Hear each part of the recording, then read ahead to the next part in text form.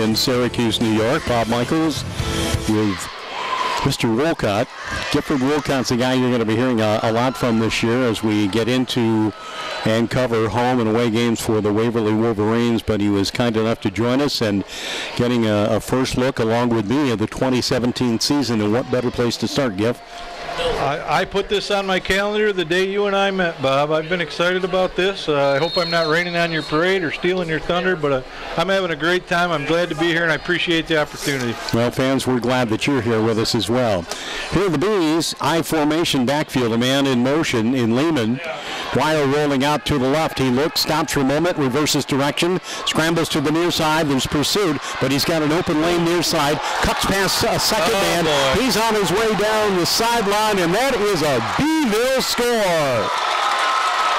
There is 2 flags. One guy had a peel back block here that knocked the kid's helmet off. Just incredible, but it got flagged. And there's a second flag down near the official's hat, so probably not going to stand. What a block, though. Wow.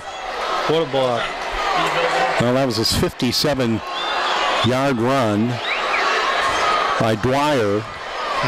And looks like it's going to be called back, as you surmised. So the officials are conferring on this one.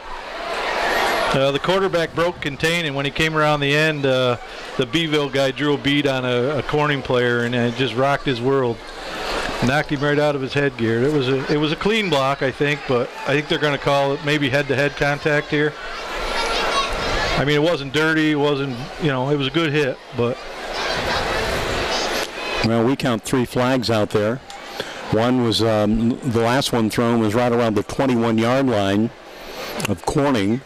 There is a flag on the field at about the 47 and another one at the 48. I seen the one official toss his hat. He was out of flags. 3 yellows and a black cap. Yeah, something happened. And I don't think any of it's going to help Baldwinsville.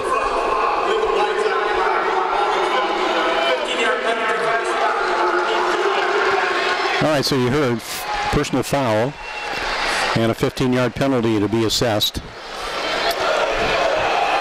And that will bring the ball back almost to the original line of scrimmage. And as they mark it, it's going to be 3rd down and about 9 with ball placement at the 37, 38-yard line of Baldwinsville. So the Bees come into formation now. Ends are split left and right. We're looking at power I formation. Ben Dwyer at the helm. Signals he's ready to go. We have a man in motion, and he's going to go up top, and that is a quick pass over the middle, and it is a reception pulled in by Elijah Edmonds-Reed. He's got the first down, adds a little bit more, and the Bees are continuing their sting. They're at the 42-yard line of Corning. Corning dropped into a 6-3 that time, Bob. 6-2 actually, with the 2 corners and a free. And I felt that coming right off that tight end slot, that wing.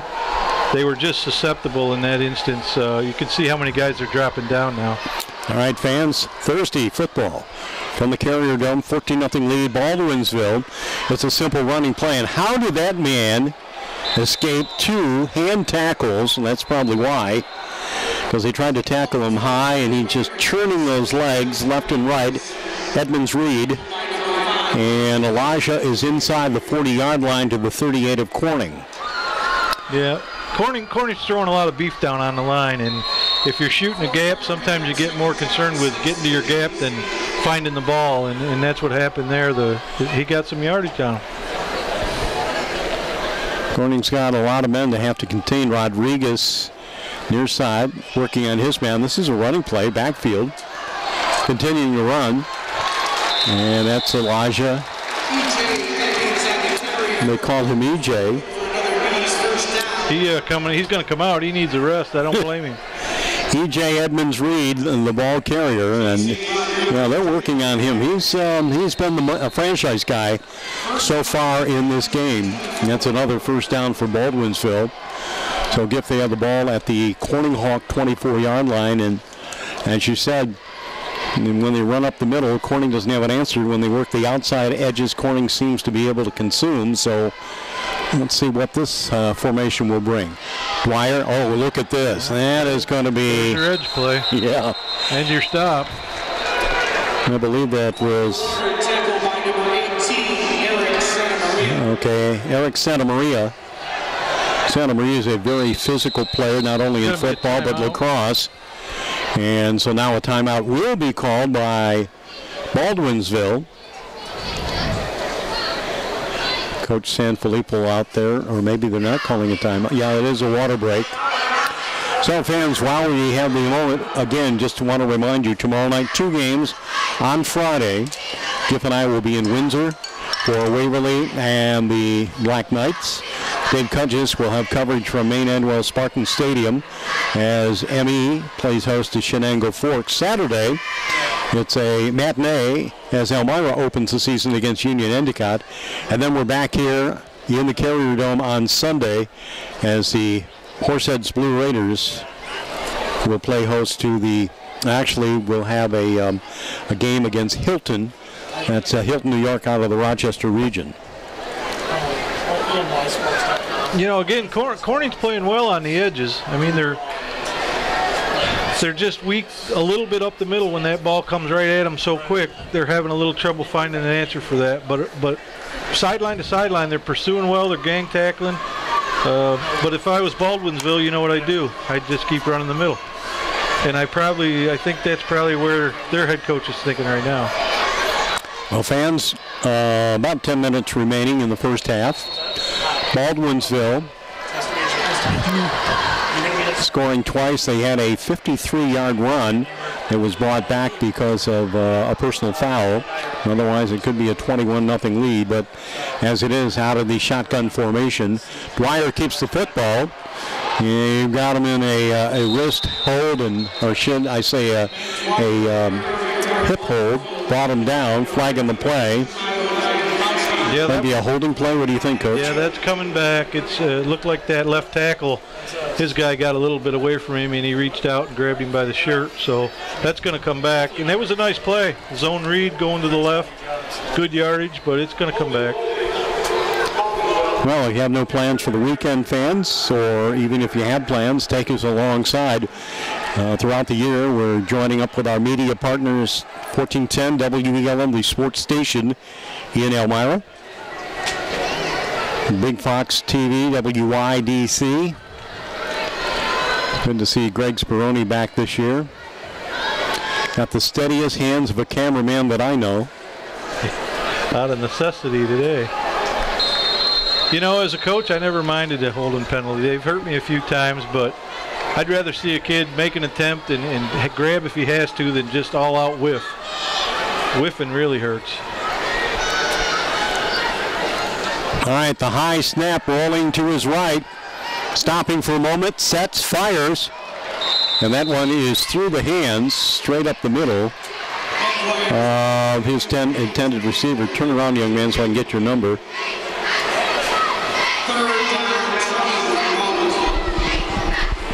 I know you'll okay, there we go. That's Nathan Jacquet, who had the ball, and I mean, that was a missile through his hands, and he's lucky he doesn't have any dislocated fingers on that bomb. So it brings us now to 3rd down and 20. The ball resting at the 38-yard line, actually. I'd look for a screen or a draw here again. They've had success with it twice.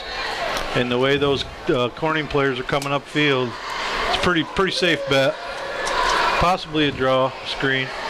Warner brings the play in from the sideline for the Bees, and he will take up a position as a fullback. And that's a simple running play to the left side. Churning his legs, getting as much movement as he can. E.J. Edmonds-Reed trying to mark his way and get his way to the marker on the far side of the field, but he's well short.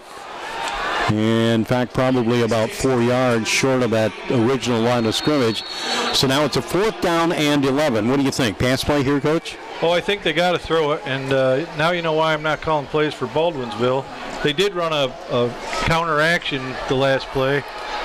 netted some yards. But, yeah, I think they got to go for the whole ball of wax now. There's no reason not to. All right, they have twins left and right.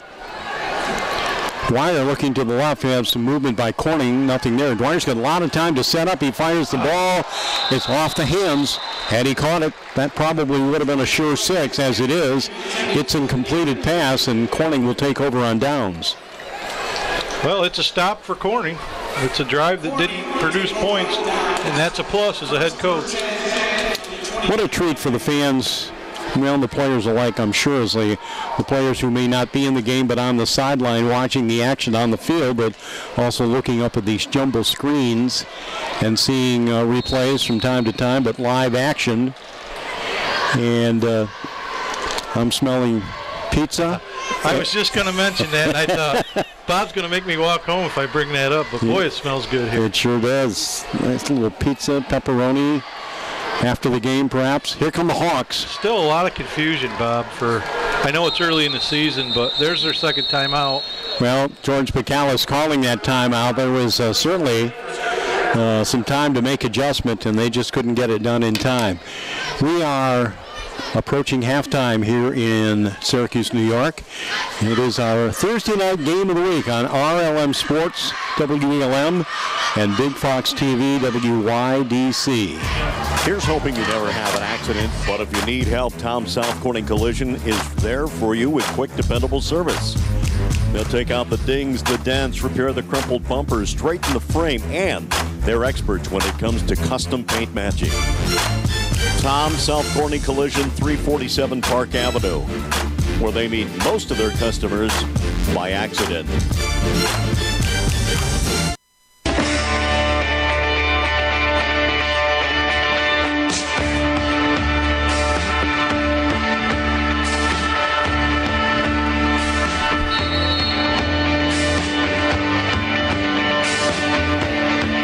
Blake Van Wert is ready once more. He turns and hands off.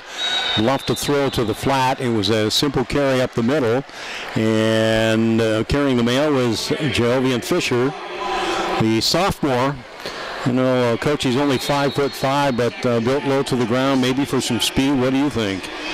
Well, we come around there on the left side, low to the ground, hard to tackle, picked up 8 yards. Any play that gets 8 yards, as a coach, any play that gets 4 yards or more is a good play.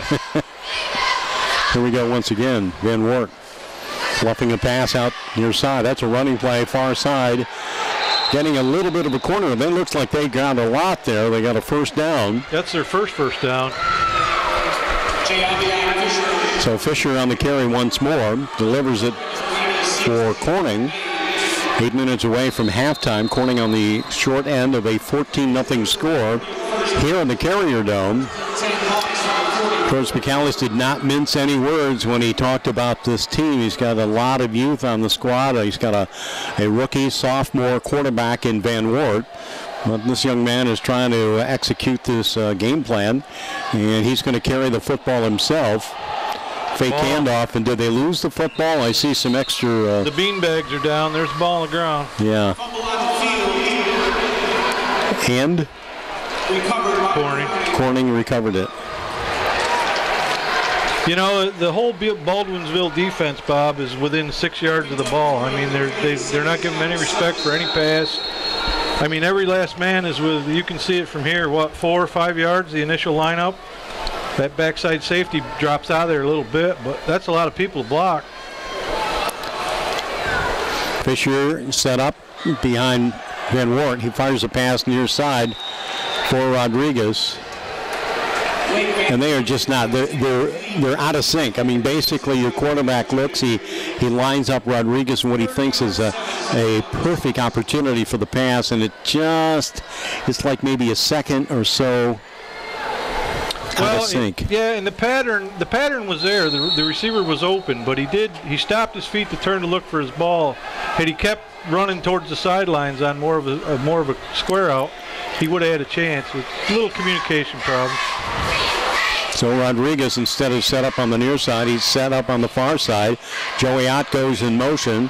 Van Wert, they got him. He lost the football. There's a fumble on the play at the 40-yard line. Oh, they're calling incomplete, the referee. Wow. And it didn't look incomplete. It looked like the ball was below his belt. Yeah. That's why I'm not wearing stripes. So far, I can't coach for Baldwinsville, and I can't wear the officials' outfit. So, punt number 3 coming up. So extreme pressure applied by Baldwinsville on the Corning Hawk offense.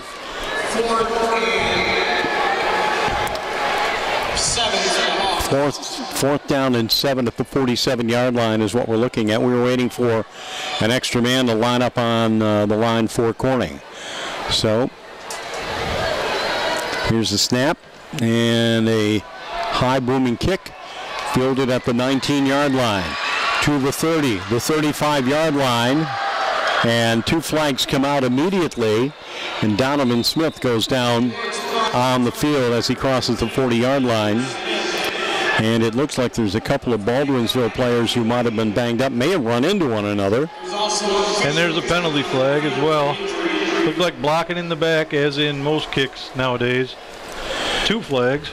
Corey Warner was one of those men who was shaken up. He comes out limping, actually hopping to get to the sideline, and there's another player lying on his back right around the 39, 40-yard line of Baldwinsville. So the trainers out there to attend to their needs. Fans, thanks so much for joining us here on RLM Sports. We're excited to have Mr. Wolcott with us, and we have a 24-game play-by-play schedule lined up for you this season with all the teams that we do follow. I want to remind you that our game is brought to you by Benchmark Audio. You know, cold days are approaching. We don't want to think about it, but don't forget Benchmark Audio for your vehicle remote. Benchmark Audio on Lake Road in Horseheads.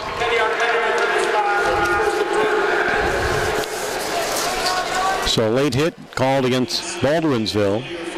So what's kind of helping Corning out, Giff, is the number of penalties that the Bees have assessed so far. Yeah, they've lost points over it, and now they're losing huge chunks of yardage over it. This drive starting well inside the 30.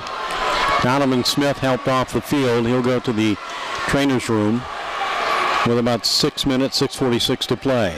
Dwyer, draw play, left side, bouncing, getting back out to about the 35-yard line.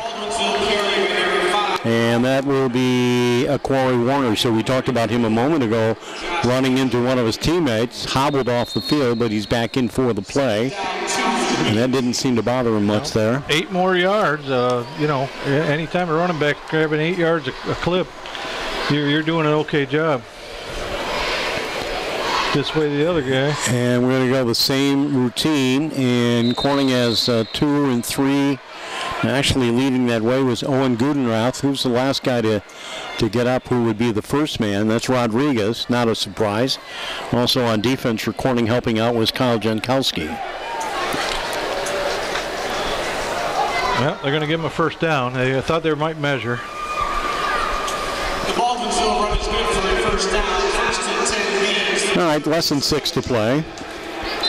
It's first half action from the Carrier Dome. 14-0 lead for the Bees. A 1-yard plunge, actually a run by Beeville quarterback Ben Dwyer. And then he had an 8-yard score. And now a huge running play near side.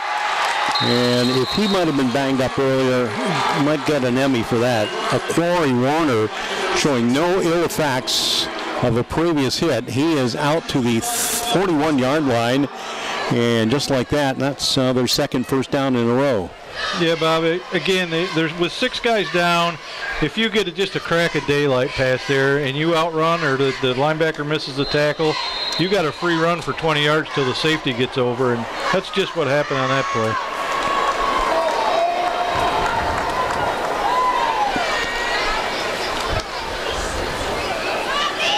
They keep it simple. It's through the front door. The ball's loose.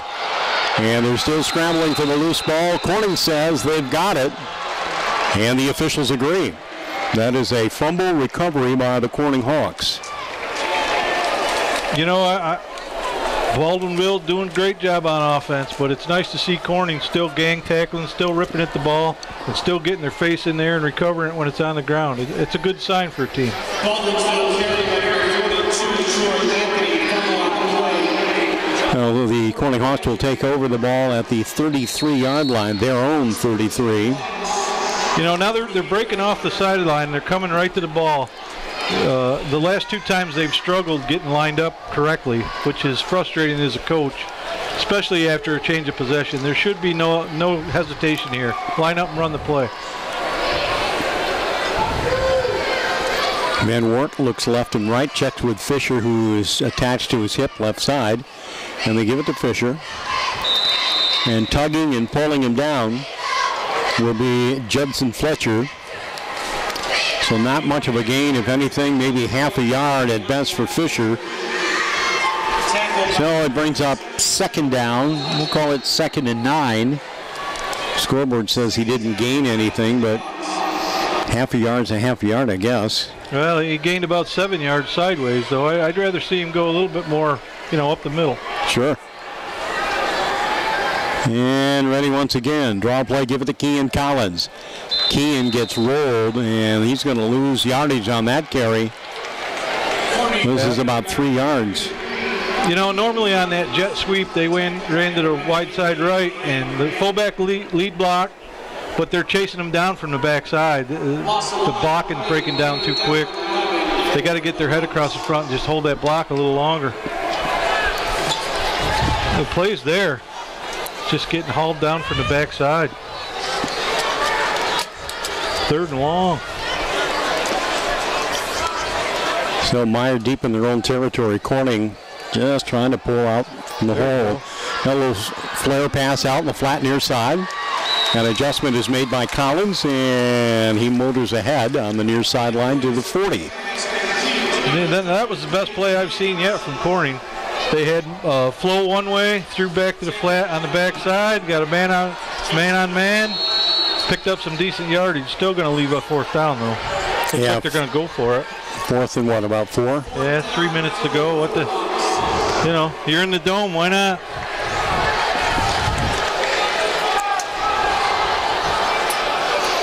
Collins goes in motion. We had a man on the line there from Baldwinsville trying to draw him off play, but off sides. Yeah, I think that was the plan there. Well, George McAllis decides it's time to talk it over. We'll take a moment. You're listening to RLM Sports, 1410 WBLM and Big Fox TV.